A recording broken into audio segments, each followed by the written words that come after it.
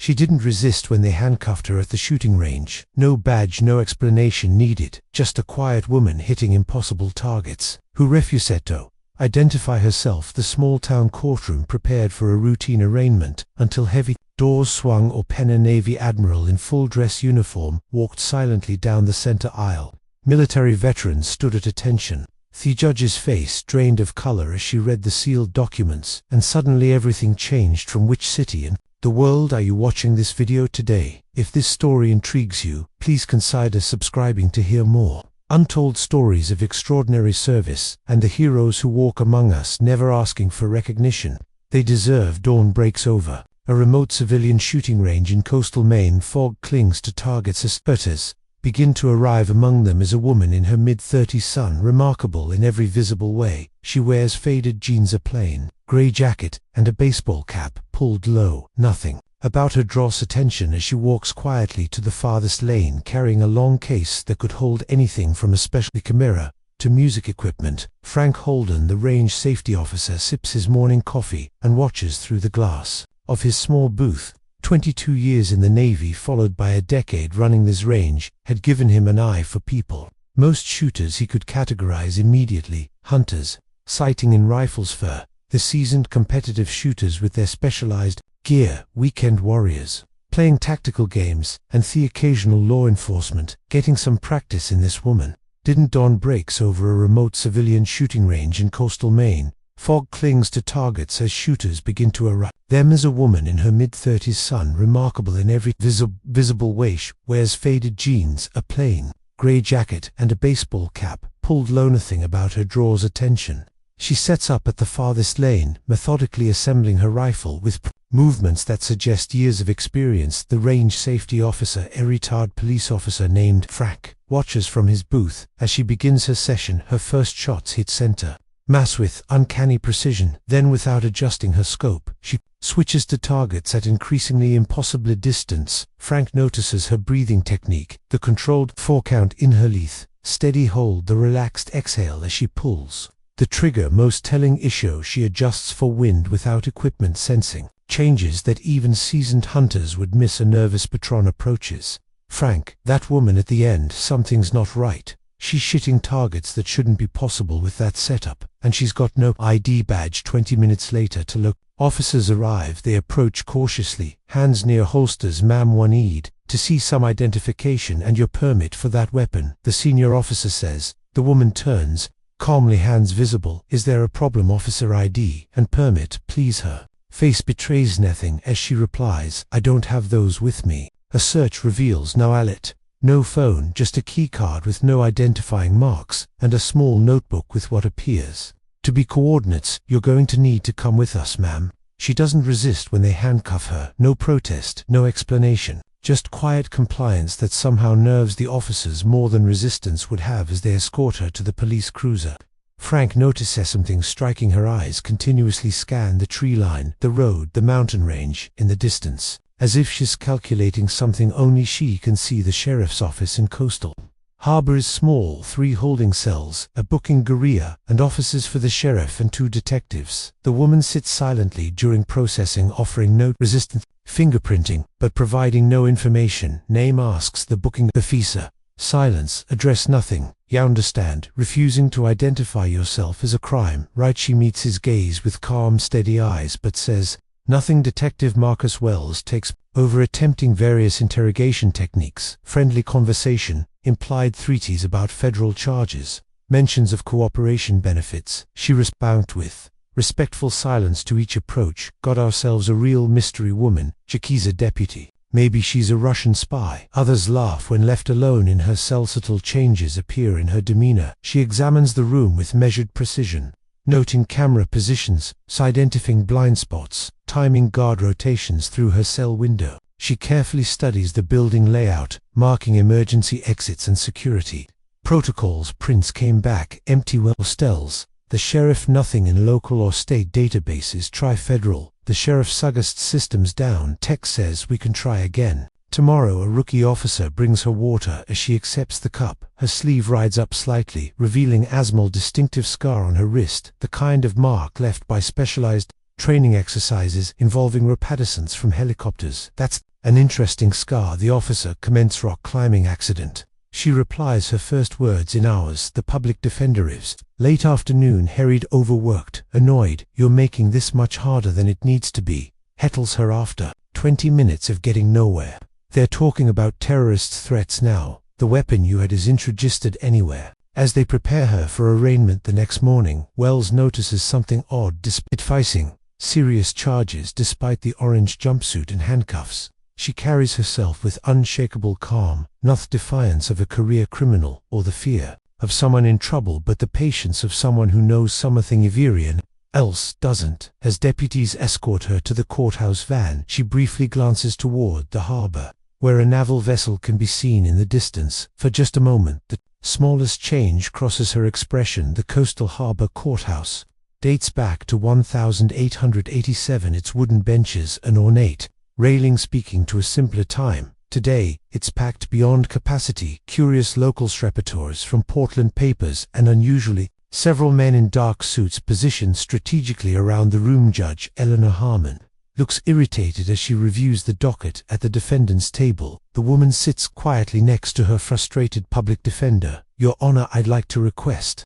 a continuance. The defender says, my client has been uncooperative, and I haven't been able to prepare adequately. From the gallery, a man in a suit stands. Your Honor, I'm Special Agent Thomas from Homeland Security. We're requesting immediate transfer of the defendant to federal custody, pending investigation of potential threats to national security before the judge can respond. Another voice joins in. The FBI has jurisdiction. Harry, Your Honor. A different suited man approaches. We have reason to believe that this relates to an ongoing investigation.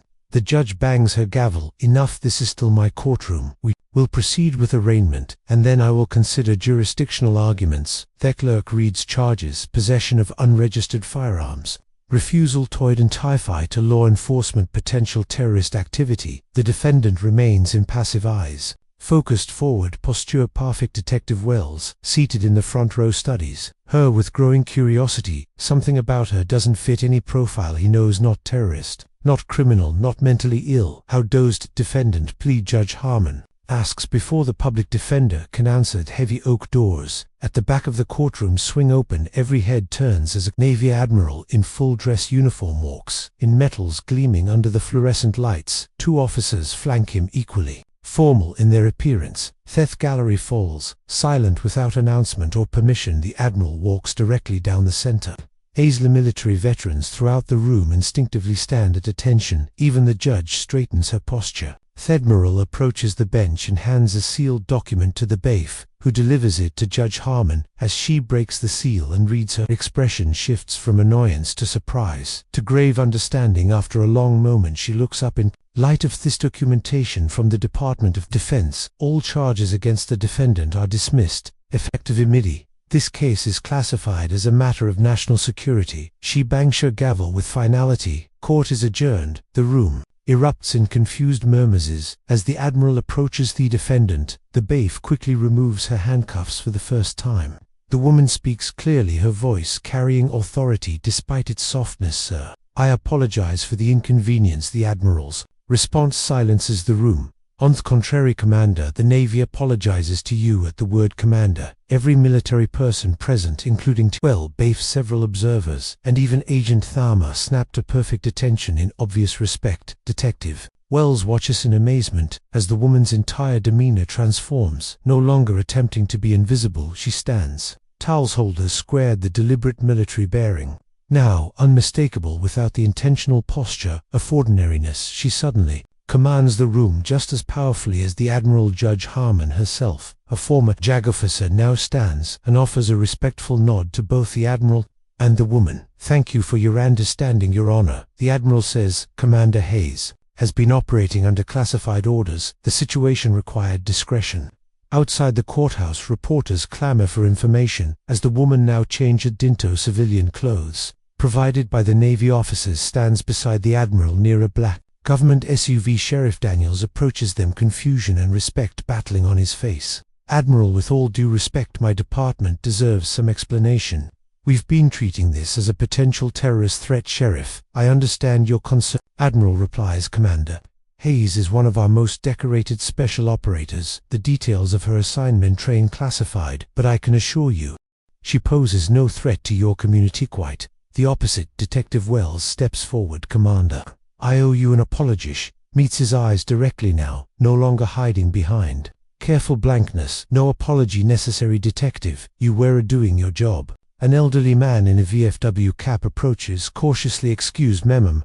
I was a corpsman with the Marines in Desert Storm. Been sitting in that courthouse all morning. I knew there was something familiar about the way you carried yourself. He extends his hand. Thank you for your service. Whatever itis you do. The woman shakes his hand firmly. Thank you for yours. The Admiral checks his watch. Commander Hayes, we should proceed. Operation Silent Harbor requires debriefing, and Washington is waiting for your report. Sheriff Daniels' eyes widen. Silent Harbor, the counterterrorism operation that prevented the port attack last year. The Admiral remains professionally Commander Hayes has given 12 years of exemplary service to this country. Much of it will never be known to the public. A reporter pushes forward. Commander, will you make a statement? No comment. Sheriff lies firmly and diet. I'd appreciate privacy. As they move toward the waiting vehicle, something remarkable happens. The law enforcement officers present, including those who had arrested and detained her, form an impromptu honor corridor. The military personnel among them salute as she passes.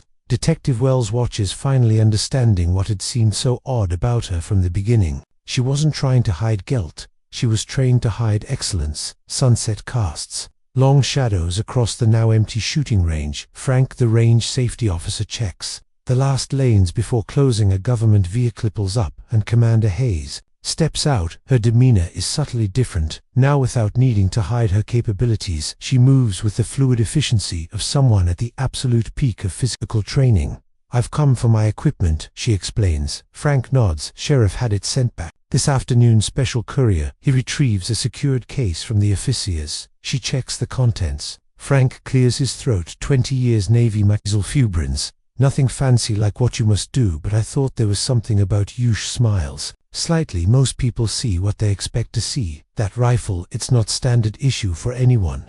I know. No, she agrees. It's not. She takes it out, assembles it with practiced ease, and approaches the farthest lane without a scope. She takes aim at a target barely visible in the fading light, and impossible shot by any standard. The rifle barely makes a sound through binoculars. Frank confirms a perfect bullseye. She disassembles the rifle and packs it carefully. I appreciate your discretion. Earlier you could have intervened before the police arrive. It wasn't my place, Frank says, but I did call someone after they took you in. Old Navy buddy who works at the Pentagon now. She pauses, then nods with understanding. Thank you. Will you come back? He asks. As she returns to her vehicle, Commander Hayes looks out toward the harbor where naval operations continue unseen by most civilians. Some of us are always around, she says quietly. You just don't see us. As she drives away, Frank renders a perfect salute to the disappearing taillights. 2 weeks later, Detective Wells sits at his desk reviewing case files when his phone rings. Detective Wells. He answers. Detective, this is Admiral Wilson. We met briefly during the incident with Commander Hayes.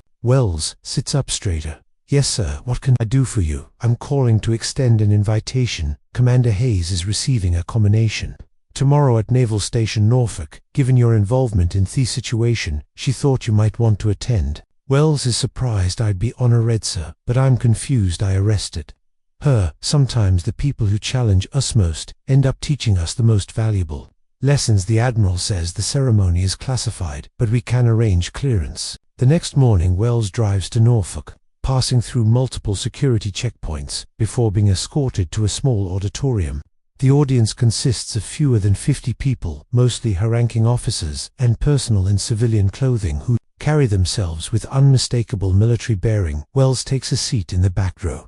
The ceremony begins without fanfare. No press, no photographers. Admiral Wilson approaches the podium. Ladies and gentlemen, today we recognize Commander Alexandra Hayes for extraordinary sick during Operation Silent Harbor. For security reasons, I can only say that Commander Hayes spent 11 months undercover, identifying and neutralizing a critical threat to our national security. Wells watches as Commander Hayes steps forward in her formal Navy uniform, adorned with ribbons and commendations.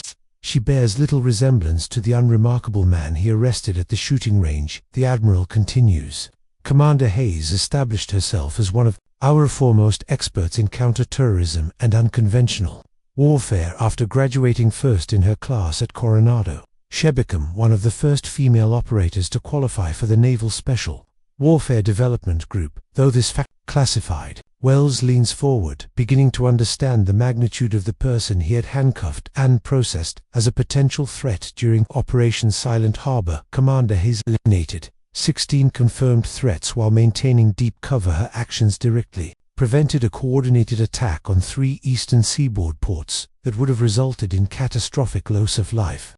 The Admiral looks directly at Commander Hayes. When your position was potentially compromised, you maintained operational security, despite personal risk. Even when doing so resulted in your detention by local authorities. Wells feels a flush of embarrassment, but notices Commander Hayes nodding respectfully toward him. There is no anger or resentment in her expression. The ceremony. Wells approaches her cautiously. Commander Hayes, congratulations on your commendation. Thank you for coming, Detective, she says, extending her hand. I want to apologize, Segan, for what happened. No need. You were doing exactly what you should have done given the information you had shared. Applies. In fact, your thoroughness was impressive. Most would have been satisfied with a simple warning. About train regulations. Wells shifts uncomfortably. If you don't mind me asking, why was it necessary to be detained? Surely you could have identified yourself to us privately. Commander Hayes glances around.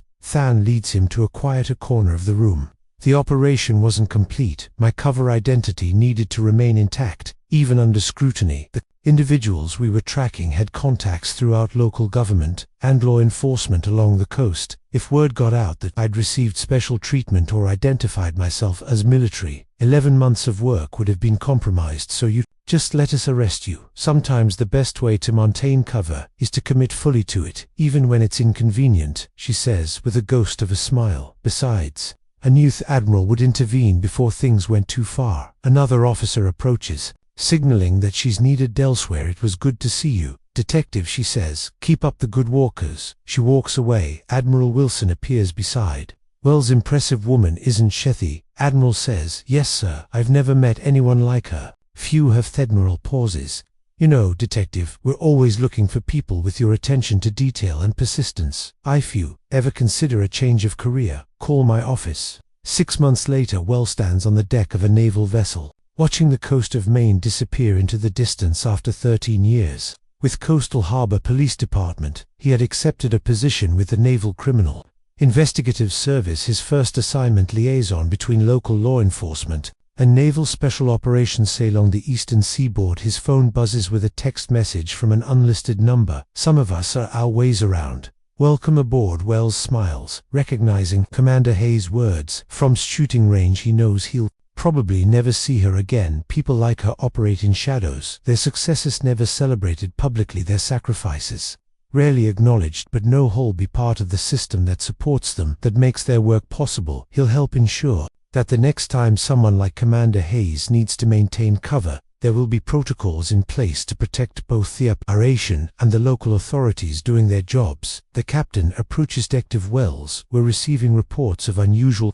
activity at a private shooting range near our next port. You might want to take point on this one. Wells nods, understanding that his new role is beginning. Yes, sir. I'll look into it right away. As he reviews the preliminary report, he notices a detail that makes him smile. A woman with unremarkable appearance, hitting targets at impossible distances. Some things never change. Months pass. Wells settles into his role with NCIS, developing protocols for identifying potential special operators. In civilian encounters, his experience with Commander Hayes becomes a training scenario for police departments along the coast. Then one stormy evening, as he works late in his office, a knock comes at his door. Standing there once again in civilian, clothed with that deliberately unremarkable appearance, is Commander Hayes. Detective, she acknowledges with a nod. It's Agent. Now he corrects, gesturing for her to enter. I didn't expect to see you again. Plans change, she says, taking Asiat. I understand. You've implemented new protocols for identifying operators in the field. Based on our encounter, yes, it's helping prevent similar situations. She studies him for a moment. Your work has been noticed, which is why I'm here. We need someone with your perspective for an upcoming operation. Wells leans forward, intrigued. What kind of operation? The kind that requires someone who understands both sides. law enforcement and military, someone who can navigate the gray areas when they overlap. Is this official? Very, she says, sliding a folder across his desk. Admiral Wilson recommended you personally. As Wells reviews the documents, he begins to understand the scope of what she's proposing: a joint task force targeting domestic threats, with international connections, operating in the shadows between military jurisdiction and civilian law enforcement. Why me? He asks finally. Commander Hayes studies him with those same calculating eyes he remembers from their first encounter. Because when you arrested me, you knew something wasn't right, but you followed procedure anyway. You put duty above instinct. That's exactly what we need. Wells considers the opportunity before him. 6 months ago he was a small-town detective. Now he's being invited into a world few civilians ever see. When do we start? He asks. Commander Hayes stands. We already have. Meet me tomorrow at 600, same shooting range where we first met. And Wells, yes, this time leave the handcuffs at home. As she departs, Wells reflects on the strange path that led him here, from arresting a mysterious woman at a shooting range to joining her in defense of national security. Life certainly takes unexpected turns. He glances down at the classified folder on his desk, emblazoned with the operation name Silent Harbor. To tomorrow would mark the beginning of a new chapter, one where the lines between law enforcement and military operations blur, where success means that nothing happens and the greatest victories are the ones that public never hears about. Frank arrives at the shooting range an hour before dawn. His usual routine for the past 15 years. He's surprised to find the lights already on inside the main building. Hello, he calls, hand instinctively moving toward the small revolver he keeps for emergencies. Just me, Frank, comes a familiar voice. Commander Hayes sits at his desk, reviewing what appear to be satellite images. Didn't expect to see you back so soon, he says, relaxing. It's been, what, 8 months? 9, he corrects, closing the folder. And this isn't exactly a social call. Frank nods, understanding. Agent Wells called yesterday, said I should prepare for some visitors. Is a quick study, she replies. We need your range. 4th, next 72 hours, exclusive use. Frank raises an eyebrow. That's a big ask during hunting season. I know, that's why this came with the request. She slides an envelope across the desk. Frank glances inside, sees a check with enough zeros to cover 6 months of operating costs. They'll do it. But you know, I would have said yes anyway. We do things properly, she says, even when no one's watching, especially. Then over the next few hours, vehicles begin arriving: unmarked SUVs, a communications van disguised as a cable company truck, and a dozen men and women who, like Commander Hayes, have perfected the art of being forgettable. By noon, the shooting range has transformed into a tactical operations center. Maps cover the walls, communications equipment fills Frank's office, and the firing lanes have been converted. 2 staging areas. Wells arrives last, bringing equipment from the NCIS field office. Frank, he greets with a handshake. Thanks for the accommodation. Couldn't say no when my country calls. Frank replies. Besides, Commander Hayes has a way of being persuasive. Without saying much at all, Wells smiles. The Cheetos. Commander Hayes gathers everyone for a briefing. For those who haven't been briefed, we've identified a potential security threat operating within 50 miles of this location. Intelligence suggests they're planning something significant within the next 48 hours. She gestures to the maps. Why have 3 possible locations for their operations center? We need to identify the correct one without alerting them to our presence. Wells studies the maps. These are all civilian areas to residential and a commercial district. We can't just raid them. Exactly, Commander Hayes confirms, which is why we needed someone with your background.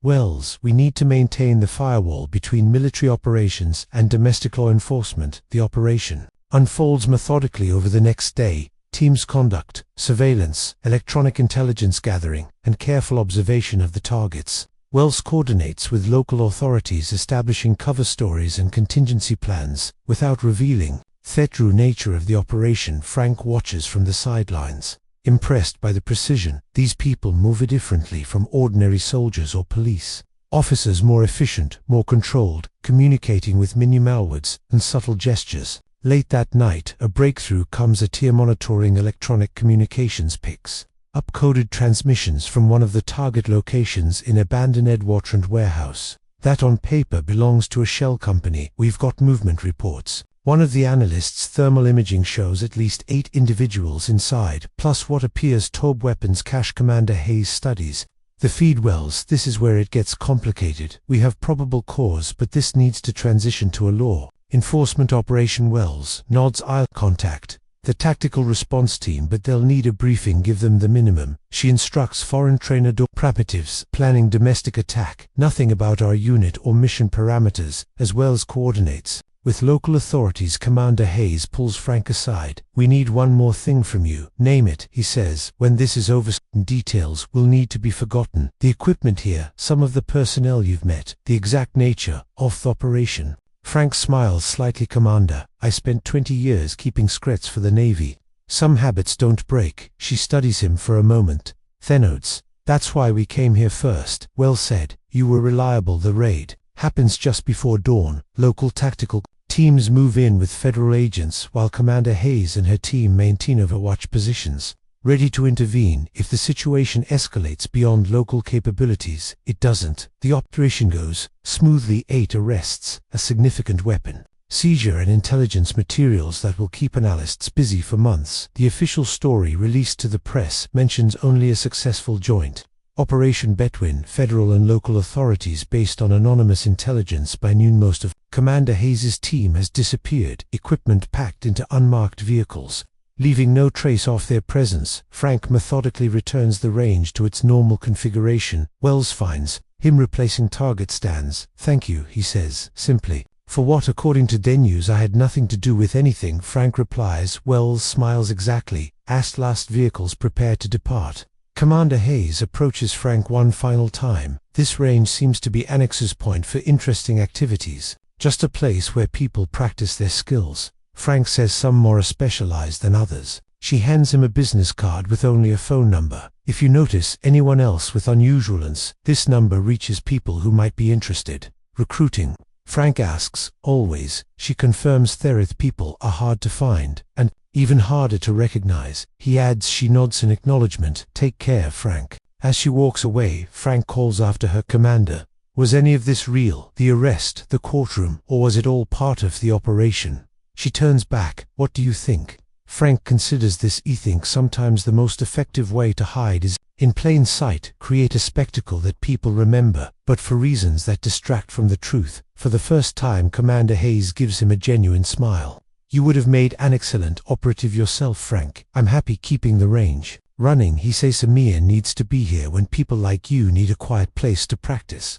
6 months later, Frank notices a young woman at the range, early 20s, handling her rifle with unusual expertise. Nothing flashy, but her technique speaks of professional training when she adjusts for a difficult crosswind shot without checking any instruments. Frank remembers Commander Hayes doing the same thing. He watches for an hour as she systematically works through different distances, recording her results in a small notebook. When she finishes, he approaches. That's some impressive shooting. She nods politely. Thank you, I practice. When I can. Military background, he asks casually. College shooting team. She replies. A perfect cover story, plausible and difficult to verify. Frank nods, playing along. Well, you're welcome here anytime. We get all skill levels. As packs her equipment, he notices a familiar movement pattern, the same efficient motions he's seen from Commander Hayes and her team that evening. After closing, Frank stares at the business card Commander Hayes gave him. The young woman had been good, very good at maintaining her cover, but to his strained eyes certain things can't be hidden. He dials the number. Identification, answers a neutral voice. Blue water, still horizon. Frank says, circling the authentication phrase. Wells had taught him. Go ahead. I met someone interesting today, Frank says. Thickened of person you might want to know about. Details.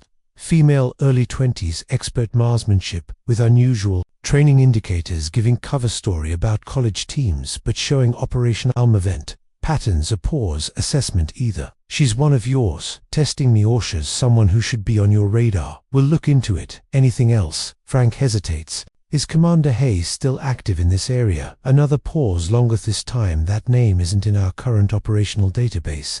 Frank understands, of course. Just curious. Your contribution is noted and appreciated. 3 days later, young woman returns to the range. This time, a man accompanies her, middle-aged, with the bearing of someone comfortable with authority. They practice together their interactions, suggesting a mentor-student relationship. When they finish, the man approaches Frank while the woman packs their equipment. Miss Sullivan, he says, using Frank's last name though. Frank hasn't introduced himself. I understand you made a call recently. Frank remains calm. I did good eyes. The man says she's one of our assessment candidates. Part of her evaluation was to shoot here without drawing attention. She's skilled. Frank acknowledges, but there are tells if you know what to look for. That's why we value observers like you. The man replies, Sameta Mustalen spots talent better than our formal systems. The young woman joins them. How did I do? She asks, dropping the pretense. Mr. Sullivan identified you within an hour. The man tells her you'll need to work on concealing your training patterns. She accepts the criticism professionally. What gave me away wind adjustment without instruments. Frank says, Commander Hayes did the same thing. The man and woman exchange a glance at mention of Hayes's name. Thank you for the feedback. She says, may I come back to practice? Frank nods. Any time though, you might want to occasionally if you're trying to blend in. As they prepare to leave, the man hands Frank an envelope. Our appreciation for your discretion and assistance. Inside is a new business card, this one with an embossed insignia Frank recognizes from naval special warfare and a different phone number. We're always looking for training facilities and observers. The man explains, if you're interested in a more formal arrangement. Frank considers it. After 15 years running the range, perhaps it's time for a new challenge. I might be. Commander Hayes spoke highly of your situational awareness. The man adds, that carries weight in our organization. As Frank watches them leave, he reflects on the strange path his retirement has taken, from running a simple shooting range to becoming part of an invisible network that identifies and nurtures the nation's most specialized defenders. He tucks the new card into his wallet next to the first one. Some people serve in uniform for all to see, others serve in shadows, and some like him simply keep watch, making sure those shadows remain safe places for necessary work the next morning. Frank arrives at the range to find a package waiting, a new high-end spotting scope with thermal capabilities and an encrypted communication module. The note attached contains only 3 words, keep watching. Frank, he recognizes the handwriting immediately. Commander Hayes may have moved on to new operations, new identities, new missions, but her legacy continues here in this small corner of Maine, where ordinary-looking people with extraordinary skills can practice their craft away from curious eyes. Frank installs the new equipment, understanding its true purpose. He's not just running a shooting range anymore. He's maintaining a waypoint in a hidden network, a place where those who operate in darkness can find momentary safety in the light. And if more young shooters with too perfect technique and too casual cover stories appear, he'll know exactly what to do, because some of them are always around you. Just don't see them unless you know how to look.